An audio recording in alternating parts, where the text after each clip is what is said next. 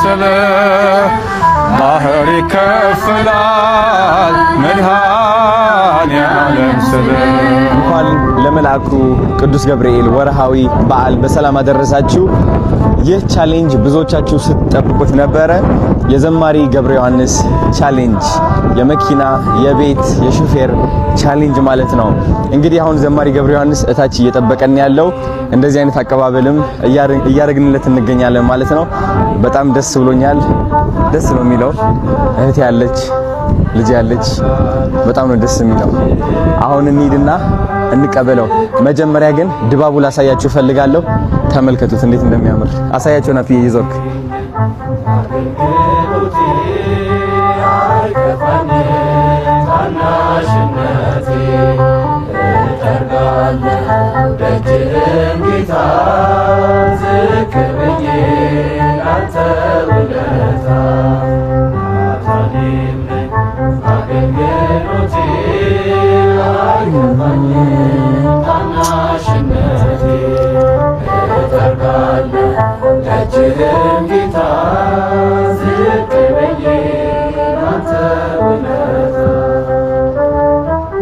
በጣም ደስ ይላል።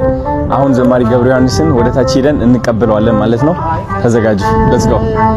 አሪፍ ጋይስ፣ አሁን መኪና ውስጥ ሆኖ እየጠበቀኝ ነው። በጣም ብዙ የምጠይቀው ጥያቄዎች አሉ። በጣም ብዙ እውነት ልንገራችሁ፣ ካናዳ አርቃኛለች ከሃይማኖት። ስለዚህ ዛሬ የምቀርብበት ቀን ነው እና ብዙ ምክር እቀበላለሁ ከሱ። ዋው ችግር የለም፣ በዛ ይሻላል። እሺ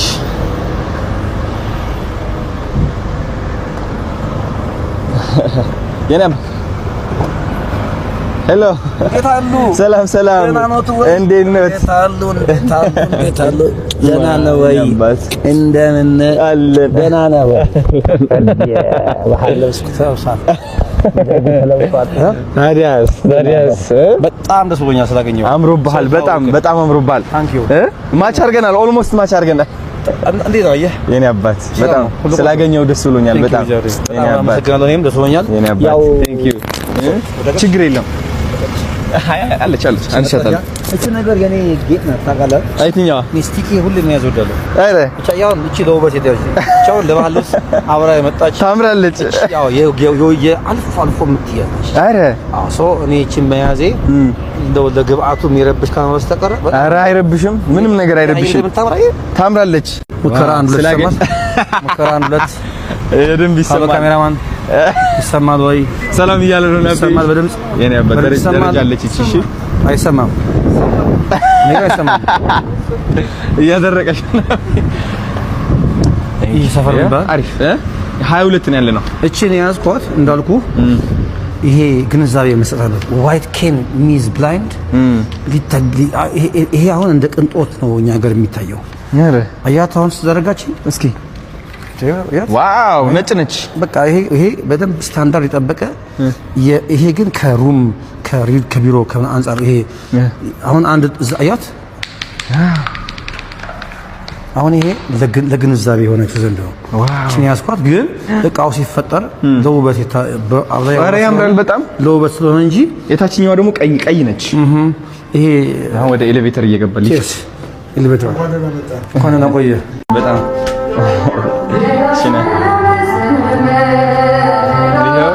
ወይ ጉድ ትንሽ እዚህ አጠር ትላለችና ዝቅ ብለህ ግባሽ። እዚህ ጋር ደግሞ ደረጃ አለች። አጠር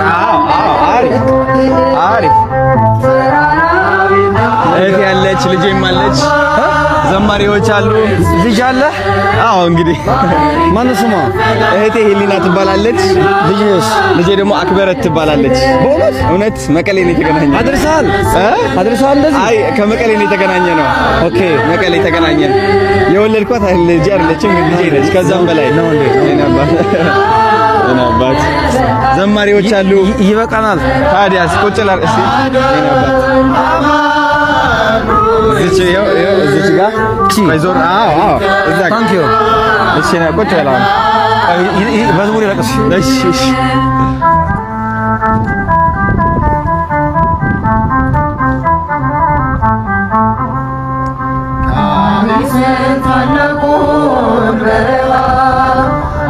ፈርዖንን ከባሕር የጣለው ጌታዬ የጸናው ስም ነው። አምላኬ የጸናው ስም ነው። ድል አለ በስምህ ድል አለ በቃልህ ድል አለ በስምህ ድል አለ በቃልህ ተራራው ይናዳል አማኑኤል ስልህ ባህር ይከፍላል መድኃኔዓለም ስልህ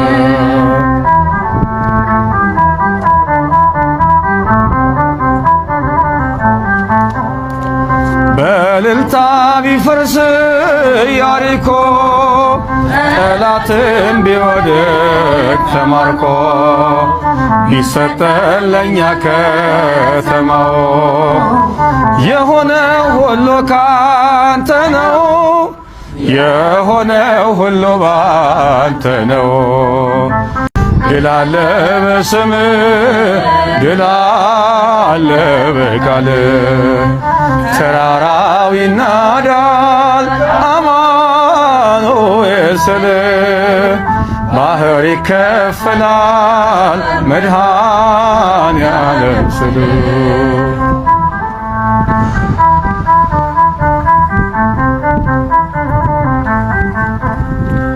ከክፋት ሁሉ ብናመልጥ የማራ ውሃ ቢጣፍጥ ብንበላም እናንተ ሰማይ ስለሆንክ ነው አዶናይ ስለሆንክ ነው ሁሉን ቻይ ድል አለ በስምህ ድል አለ በቃልህ ድል አለ በስምህ ድል አለ በቃልህ ተራራው ይናዳል አማኑኤል ስልህ ባህር ይከፍላል መድኃኔዓለም ስልህ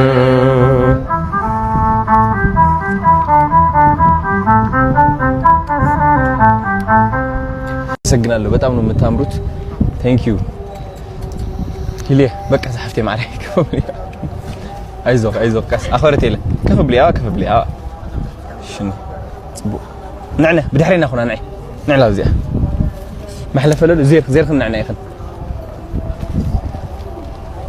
ينابت እንደምን አለ እግዚአብሔር ይመስገን ደህና ነኝ በጣም ደህና ነኝ ዛሬ እንግዲህ የተገናኘነው የመኪና ሹፌር እና የቤት ቻሌንጅ ለማስጀመር ነው እኔም በጣም በአቅሜ እየጣርኩኝ ነበር ደግ ባለሀብቶችን ለማግኘት ለመድረስ የሞከርኩኝ እየደወልኩኝ ነበርና በጣም ደስ ብሎኛል መኪናና ሹፌር የሚገዙ ካምፓኒ ተገኝተዋል በጣም ደስታ ተሰምቶኛል ጾም ሆነ ይልልን አይሎ ቀውጢና አይኖ ጾም ሆነና እንዳውም ቅድም እግረ መንገድህን አጨበጨብኳል ትንሽ ለምዶብኝ እጄ ደግሞ አንዱ ክራር አንዱ ማይክ ስለያዘ የት ላርገውና በትንሹ እንዲህ አድርጌ ነበር ስርዓቱን ስላፈረስን ይቅርታ እንጠይቃለን እግረ መንገዳችን ይቅርታ እንጠይቃለን እኔ መጠየቅ የምፈልጋቸው ጥያቄዎች አሉ ምክንያቱም ካናዳ ነበርኩኝ ለ7 አመት ሙሉ ውጭ ሀገር ወደ ካናዳ ስትወጣ ደግሞ የሚያጋጥሙ ነገሮች አሉ ስፔሻሊ እንደ አንድ ወጣት ወደ ሱስ ትገባለህ ወደ ብቸኝነት ትገባለህ ከቤተሰብህ ትርቃለህ ጭንቀት አለ ብዙ ነገር ያጋጥማልና ህይወት በጣም ትፈትናለች እንግዲህ እኔ አሁን ባለውበት ሁኔታ ከሃይማኖቴ ራቅ ብያለሁ እና እንደ አንድ ሁሉም የሚያቅ ሳይሆን እንደ አንድ እንዳጠፋ ሰው ከሃይማኖቱ እንደራቀ ሰው እና እቺ ዓለም እንዳሸነፈችው ሰው ሆኜ ነው የቀረብኩት ጥያቄዎችም ልጠይቅህና ምክርህንም ልሰማ እና የበለጠ ወደ መንፈሳዊነቴም ቀረብ እንድል ማለት ነው እና እንደኔ ያሉ በህይወት በዓለማዊ ህይወት የተሸነፉ ስፔሻሊ ካናዳ በነበርኩበት ጊዜ በሱስ የተሸነፉ የህይወት መንገድ የጠፋባቸው ሰዎች ምን አይነት ምክር ትሰጣለህ አዶናይ በጣም በዛ አጋጣሚ ስላገኘሁ ነው ደስ ብሎኛል። ስለዚህ በጎነትህም አጋጣሚው ተጠቅሜ ይሄንን በጎ ነገር በልብህ ያስቀመጠ እግዚአብሔር መንፈስ ቅዱስ ስሙ የተመሰገነ ይሁን። ምክንያቱም ይሄን የሚያሳስብ እግዚአብሔር ካልሆነ በስተቀር ካንተ በላይ ብዙ ማድረግ የሚችሉ ሰዎች አሉ። ማለትም ኢቭን አንተ የሄድክበት ያለውን የሚዲያም አቅም ከዛ በላይም ሰዎች ሊኖሩ ይችላሉ። ነገር ግን በበጎ ስራ ውስጥ ተሳትፈሃልና ደግሞ እንደ አንድ እድለኛ ሰው ደግሞ እኔን በዚህ መልኩ ደግሞ በኔ በኩል እንድትሰራ አንደበት ላይ አእምሮ ላይ ይሄን ልብ ይሄን በጎ ነገር ያስቀመጠ መጀመሪያ ስሙ ይመስገንና እኔ እንግዲህ የምክር ሰው ብዙ አይደለሁም። ያው እንደምታውቀው አንድ ታለንት አለችኝ ወይም አንድ መክሊት አለችኝ። እሷም እግዚአብሔር ያደረገልኝን በዜማ በተወሰነ ነገር አመስግኖ ማለፍ ነውና ከኔ ብዙ ምክር አትጠብቅም። ያው ሰባኪያን መምህራን ሲሆኑ በደንብ አድርገው መጽሐፍ ቅዱስን ጠቅሰው ያስተምሩ ይችላሉ። እኔ ግን እንደው ምናልባት ምክር ሊባል ከቻለ እንግዲህ እግዚአብሔር ባንድም በሌላም ትላንት የነበርክበት ነገር አስትቶ ወደዚህ በጎ ስራ አምጥቷል። ስለዚህ ከዚህ በኋላ ያንን ያስታወሱ ወደ ኋላ መቆዘም ጥቅም የለውም። ምክንያቱም እግዚአብሔር ከይቅርታ በላይ የትላንት በደላችንን በማያልቀው ምሕረቱ መጠን ካለፈልን ትላንት እያስታወሱ ወደ ኋላ የምንቆዝምበት ነገር አይኖርምና መጀመሪያ ትላንትን ከዚያ ከእስር ሆኖ ከሚያሰቃይ ከነበረው ቅድም ካልካቸው በጎ ያልሆኑ ተግባራት እንኳን በሰላም አውጥቶ ወደዚህ በጎ ነገር አደረሰ። ቀጥሎ ግን ከዚህ በኋላ ላትመለስ በዚህ መልኩ ላትጎዳ አንድ ጊዜ ፈቷል እግዚአብሔር ማለት ነው። ያ ስለሆነም ነው አሁን በሚገርም መንገድ እየታየህ ያለው። ቅድም ብያለሁ ካንተ በእድሜ የሚበልጡ ሰዎች ያረጉትን ነው አንተ ያረክ ያለው። ሚዲያውም ቢሆን ከዚህ በላይ ተደማጭ የሆኑ ሰዎች ላያረጉት ይችላሉ። ስለዚህ ከዚህ በኋላ አንተ ይሄን ነገር እያሰብክ እኔ እውነት በሌላን ጊዜም ስትናገር ሰምቻለሁ በጥቂቱ መሰለኝ ላትመለስ ከዚህ በኋላ ጠላት ላይ ጫወትብህ ሰይጣን ላይ ጫወትብህ ላትመለስ አንድ የፈቶህ አሁን በመናየው አዶናይ ስለገለጠ ከዚህ በኋላ የትላንቱ ያስታወስን ምንቆዝምበት ነገር አይኖርም። ነገር ግን እንደምክር ደግሞ የቆመ ሰው ሁሉ የቆመ ቢመስለው እንዳይወድቅ ይጠንቀቅ የሚል መጽሐፍ አለ ቃል አለ። ሁሉ ጊዜኛ መቆማችን ስናስብ መውደቅ ሊኖር ስለሚችል አጠንክረን እግሮቻችንን ከመሬት ላይ በመጥበቅ መጽሐፍ ቅዱስን አብዝቶ በማንበብ ጸሎትን በማድረግ የደረገልን ነገር አብዝተን በማሰብ ግን ከዚህ በኋላ ያ ነገር እንዳይከሰት ግን መከላከያ አጥር ይሆን ዘንድ እሱ ነው ማመክረህ። አሁን በመቆምህ ደስ ይል ይገባል። ነገር ግን ደግሞ እኔም አንተም ሁላችንም የቆምን ሲመስለን ድንገት መውደቅ እንዳይኖር ደግሞ ሁሉ ጊዜ በጸሎት በጾምና በተጋድሎ ራሳችንን ማበርታት ግን ይኖርብናል። ስለ ትላንቱ ማንነት ግን ስለሰራ ላትፈታ ላትታሰር ከዚህ በኋላ የትላንቱን ማንነትን ከዚህ በኋላ ታሪክ ሆኖ እንዲቀር ደግሞ ስለረዳህ አምላካችንን እናመሰግናለን። አሁንም ግን መክረች ብቻ ናት።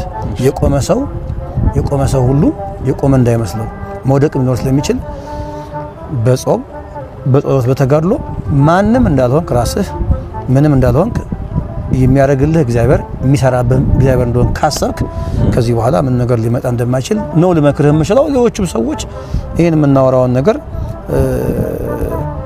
አስተካክለው ቢሰሙ የሚመከሩ ይመስላል። ቅድም ብያለሁ የምክር ሰው አይደለሁም፣ ብዙም የንግግር ሰው አይደለሁም።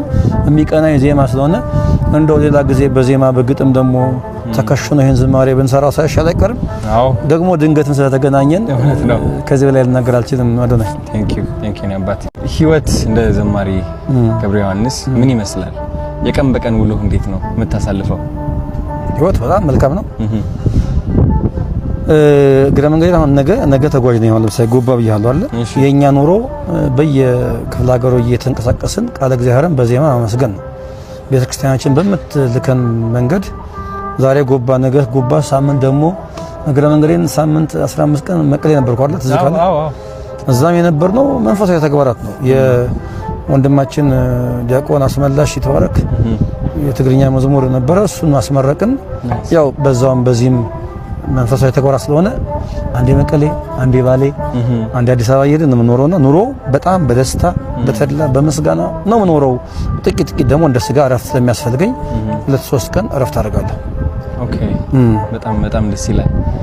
እንግዲህ በጣም ብዙ ሰዎች ሲቸገሩ የማያቸው መንፈሳቸው ያስገድዳቸዋል ወደ የማይፈልጉት ህይወት ውስጥ እንዲገቡ።